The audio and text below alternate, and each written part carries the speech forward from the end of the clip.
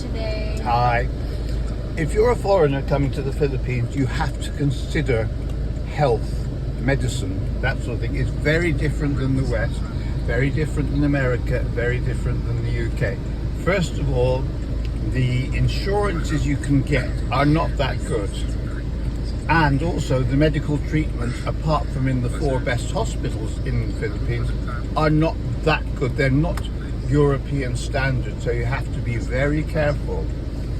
The medical costs are a lot cheaper than in the West, but you get what you pay for.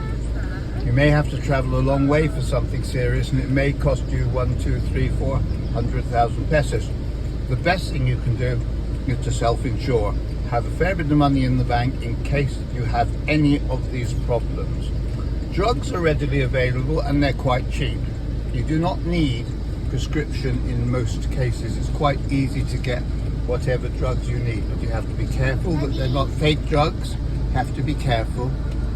But normally you can get them, and provided your situation is not too serious, you can get by. But you must have some money put by, because if you don't, it's quite possible you won't get treatment. And in this country, if you can't pay for your treatment, they're going to leave you alone, they're going to let you die. It happens all the time. So be very careful, guys. Take precautions, research it all, work out where the nearest hospital is to where you're going to live, the services they offer, especially if you have any pre-existing conditions. Make sure there is somewhere close by you can get yourself sorted. Otherwise, you should be fine. Yeah. Thank you. How about you have a Filipino wife and kid, a Filipino, and what is the best?